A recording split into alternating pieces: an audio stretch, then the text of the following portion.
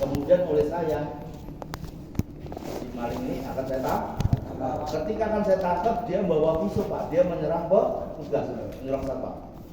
Sudah jadi grade, tapi kalau mau pisau beneran nggak apa-apa. Kalau cuma 1-2 saya lawan aja. Tapi kalau 100 lebih saya menyerang. Mudah kalau kalian saya keroyok 100 kurang lebih mati, tapi 1-2 saya lawan. Tapi mau bukan tak kabur, tapi Anda kalau nggak punya ilmunya jangan. Paham ya? Jangan. Nah, ketika kemudian mau saya tangkap, dia menyerang saya. Ketika Anda diserang, langkah pertama apa?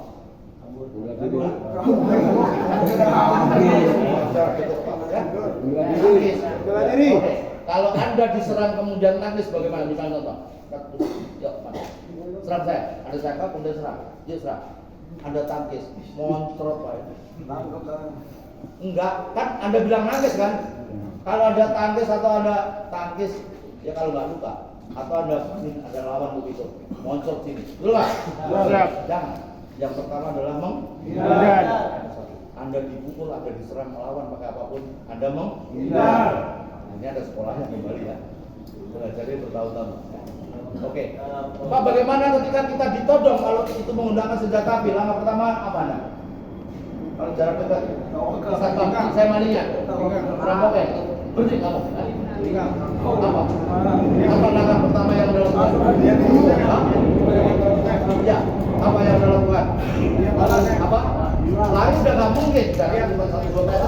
Mengikuti. Sama apa? Mengikuti. Colok atau dia pakai pisau apa dia pakai pisau colok gimana bro? Yang pasrah Pak. Mengikuti. Maka yang harus Anda lakukan yang pertama adalah berdoa. Berdoa ada 2 tujuan, supaya dia mengurungkan tidak nembak Anda, tidak berlaku. Kalau pun tetap nembak, mudah-mudahan pelurunya tidak meledak. Jadi begitu meledak apa? Tak, nggak meledak bisa juga Pak, namanya kuasanya Tuhan ya. Jadi langkah pertama apa? Jadi kalau sepertinya ada diserang, langkah pertama ya pelan-pelan, pelan-pelan bikin. Kalau mau pisau ambil aja. Coba kali berani. Coba kali berani. Tapi mohon maaf, ini pelarinya lama Pak dia. Oke lanjut ya. Ketika mau ditangkap dia menyerang saya, pelan-pelan terus. Pertama kalau dia mau musuh bagian tubuh saya, mau dari arah manapun itu teknis. Makanya konsentrasi ngadepin lawan, mau misalnya mau ditusuk dari arah atas, menghindari bagaimana, mau dari sini, itu udah ada cara matematik. Sambil yang termudah saja, misalnya dia mau menyerang badan saya, ya, anggota tubuh saya mau diserang, oke, ya, mau saya tangkap, dia menyerang.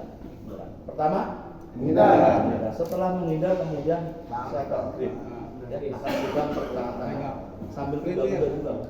Ketika saya pegang pergelangan tangan, nanti kalau sakit tekuk ini. Ya, kalau sakit ya. Ini kalau pisau apapun, ini kalau Anda sudah pegang ini, dia nggak bisa nusuk saya. Baru kita gerak cepat untuk melumpuhkan dia.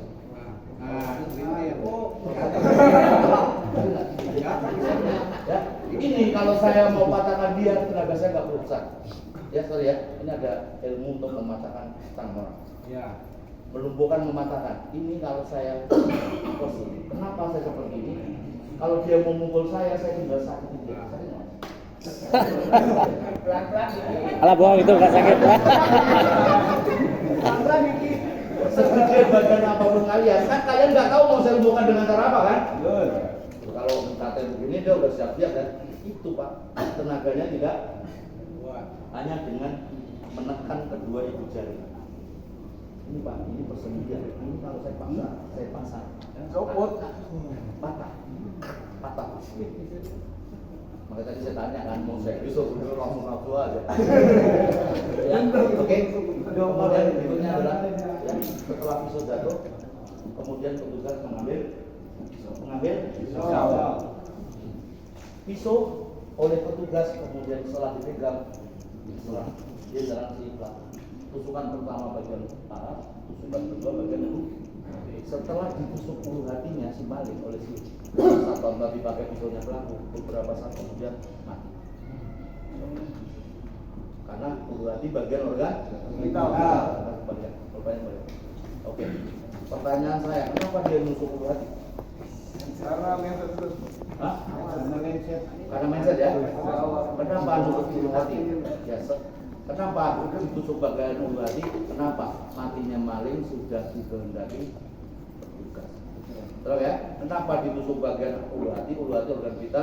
Kenapa? Matinya si maling sudah dikehendaki oleh petugas. Karena mindset. Awas. Paham? Mati, hilang. Akhirnya diproses. Pertanyaan saya, dari kasus rangkaian kronologis peragaan tadi, menurut Anda ada nggak unsur pembelaan diri secara hukum? Ada. Di mana bela dirinya? Ditusuk kan menghindar. Menyerang. Selesai. Tinggal selesai. Di mana unsur pembelaan diri? Tidak ada. Jadi langsung saja saya simpulkan kasus tersebut dalam kajian ilmu hukum tidak ada unsur pembelaan diri. Ya, ini murni membunuh. Kenapa membunuh? Mindset. Awas. Hati-hati. Kasus ini bisa terjadi kemarin baru terjadi, Pak. Ya, kemarin baru terjadi di Ancol ya, rekan-rekan 5 orang masuk penjara. Ini hati-hati pesan saya selaku seniormu, selaku pelatihmu, jangan sampai Anda melakukan hal seperti ini. Mau dia tersangka, mau ada barang bukti, Anda lakukan aja profesional. Ya, jangan sampai Anda lakukan tindakan kekerasan sampai dia mati. Nggak ada yang bela bos, dipecat dari perusahaan dan Anda masuk penjara. Buru-buru kasih pesangon Anda kan dipecat. Setelah kasus yang di Ancol hari ini kejadian, besok diputus kontraknya 100 orang lebih. Anda harus tahu. PT-nya saya tahu. PT apa? Outsourcing. BJP-nya saya tahu. Jadi hari ini kejadian, pelakunya ditangkap, besok langsung diputus kontrak ganti semua personelnya. PT-nya diputus, personelnya enggak. Ya, hati-hati kawan-kawan saya dimanapun Anda bertugas ya. Hati-hati. Ketika ada itu ada pelaku, ya Anda profesional saja. Pak, saya kan juga manusia punya, maaf ya, Anda juga punya emosi. Ya saya tidak nyuruh kalau Anda mau SPDP 10-20 ya lihat-lihat loh. Tapi kalau Anda tusuk, Anda pukul bagian ini, contoh ya. Saya seorang komandan, ini bikin masalah terus sebagai anggota saya. Gara-gara ini saya dipanggil pimpinan, dikira saya nggak bisa mimpin. Suatu ketika apel, dia nongol. Saya panggil, Diki, tampil barang bisa. Karena saya seorang pemimpin yang emosional, yang ceroboh, tidak punya ilmu kepelatihan, ilmu bela diri segala macam. Kemudian begitu ke depan saya ajak, jatuh Pak. Begitu saya ajak dia celeng, tidak dipegang kerahnya celeng, lantai, batu, panah. Pendarahan otak, enggak keluar darah di luar, pendarahan otak, udah masuk penjara Pak. Hati-hati ya, hati-hati Pak ya. Ini kalau kalian nggak hati-hati bisa ada sebagai pelaku nanti. Saya tidak berharap ya itu kasus yang di Ancol itu karena terjadi di Polda Metro. Tentunya bukan saya. Kalau itu anak buah teman anak buah saya ini mudah. Pasti saya beban moral, padahal setiap materi pelajaran di akhir ini saya sampaikan pesan moral saya. Paham ya? Di kasus ini, kasus Sumatera Barat sudah masuk unsur pembelaan. Ini murni Pak, murni kasus pembunuhan karena ada mindset tadi. Kenapa bunuh? Loh, sebenarnya begitu tadi ini sebenarnya kan saya tinggal kerja Pak. Kalau Anda belajar, ini saya tinggal saya borgol apa selain ke kantor, selain pimpinan, terserah mau dijual, mau digoreng, mau apa.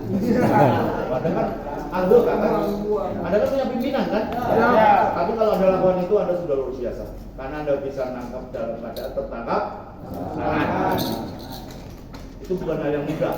Anda penasaran, Anda cari-cari.